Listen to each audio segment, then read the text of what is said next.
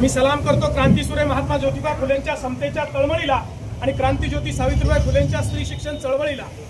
मी मनापासून सलाम करतो भारतरत्न डॉक्टर बाबासाहेब आंबेडकरांच्या राज्यघटनेला, लोकशाहीर अण्णाभाऊ साठेंच्या लेखणीला आणि आद्य क्रांतीवीर राजे नरवीर उमाजी नाईकांच्या जाज्वल देशभक्तीला।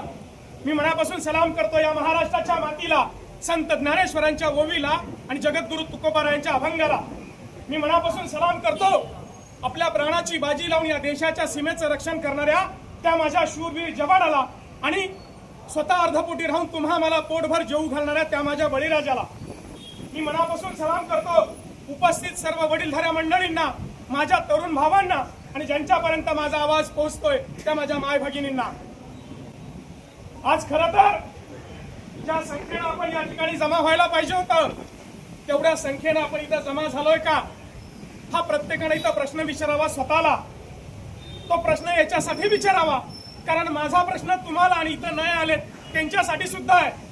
जो नीट परीक्षेचा घोटाळा झाला त्याचा फटका फक्त इथं उपस्थित आहेत त्यांच्याच मुलाबाळांना बसला का? जे भाजपमध्ये सत्तेत बसले, जे भाजपचे कार्यकर्ते आहेत, जे सत्ताधाऱ्यांचे लाळघोटे आहेत, त्यांच्या मुलांना वेगळा न्याय आहे का? त्यांच्यासाठी नीट सोडून वेगळी परीक्षा आहे का?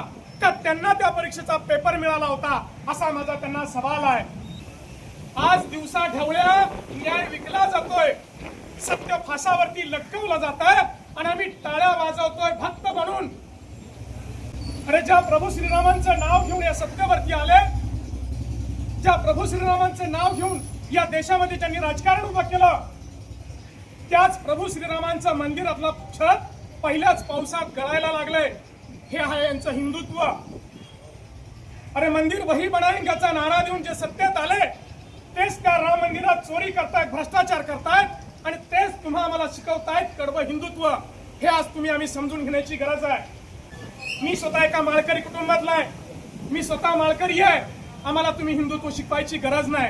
अरे जे प्रभू श्रीरामांच्या नावावरती राजकारण करतात आणि जे त्याच राम मंदिरात चोरी करतात त्यांचं हिंदुत्व कुठल्या प्रकारचं आहे आणि कुठल्या लेवलचं आहे हा प्रश्न आज तुम्हाला आम्हाला पडण्याची गरज आहे। जेव्हा आम्ही नीट परीक्षेवरती प्रश्न विचारतो, जेव्हा आम्ही सरकारच्या धोरणावरती टीका करतो, जेव्हा आम्ही इथल्या घोटाळ्यावरती भ्रष्टाचारावरती बोलतो, जेव्हा आम्ही सर्वसामान्यांच्या प्रश्नावरती बोलतो तेव्हा आम्हाला हिंदू विरोधी ठरवलं जातंय, तेव्हा आम्हाला देशद्रोही ठरवलं जातंय। अरे हा देश म्हणजे तुमच्या बापाची जागिरी नाही, हा देश म्हणजे मोदी शहाचा नाही, हा देश म्हणजे भाजपचा नाही, हा देश we the people of India, हा लोकांचा देश आहे। अरे ज्या लोकांनी तुम्हाला डोक्यावरती घेतलंय ना तीच लोक तुम्हाला येणाऱ्या काळात पायाखाली घेतल्याशिवाय राहणार नाहीत। अरे ज्या निवडणूक आयोगाच्या बुरख्याखाली लपून तुम्ही निवडणुका जिंकताय, अरे ज्या निवडणूक आयोगाच्या मेहरबानीवरती तुम्ही आज सत्तेचा डाव मांडताय, तुम्ही काय महत्वाचा पट्टा घेऊन आलेला नाही। अरे जंतर मंतरवरती आमची पोरं कशासाठी बसलेत? अरे न्याय मागतेत, शांततेच्या मार्गाने, संविधानाने दिलेल्या मार्गाने मोर्चा काढला, त्या मोर्चावर हल्ला केला। अरे नीट परीक्षेचा घोटाळा झाला, पोरं आमची न्याय मागासाठी रस्त्यावरती उतरला, तुम्ही त्यांची डोकी फोडली, तुम्ही त्यांचं रक्त काढलं। अरे आमच्या तरण्या पोरी ज्या 15-16 वर्षाच्या होत्या त्यांची डोकी तुम्ही फोडली, त्याला फरफटत नेलं। अरे बेटी बचाव आणि बेटी पढावचा नारा देता आणि आमच्या लेखी बाळींना ओढून खाता, त्यांच्या डोक्यात लाठाकाठ्या घालता। अरे हे तुमचं हिंदुत्व आहे का? हा तुमचा राष्ट्रवाद आहे का? हे तुमचं राष्ट्रप्रेम आहे का? हा माझा त्यांना सवाल आहे। मला आज प्रकर्षानं अटल बिहारी वाजपेयींची आठवण येते। अटल बिहारी वाजपेयींच्या काळातला भाजप आणि मोदी शहांच्या भाजप काळातला भाजप हा वेगळा आहे। ही एक प्राइवेट कंपनी है। अटल बिहारी वाजपेयी ने म्हटलं होतं, अगर घर में चोरी हो रही है और कुत्ता भौंक नहीं रहा है तो समझ जाओ कि वो बिक चुका है या तो उनसे मिला हुआ है। अरे राम मंदिरात चोरी होत असताना तुम्ही शांत बसताय।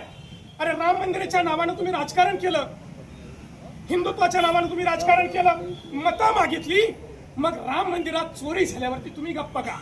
या देशाच्या लोकशाहीला, या देशाच्या राजकीय व्यवस्थेला अंधभक्तांनी असा डंख मारलाय, तो डंख इथलं संविधान खाऊन टाकेल, इथली लोकशाही संपवून टाकेल, इथली समता संपवून टाकेल आणि पुन्हा तुमच्यावरती गुलामगिरी लागली जाईल।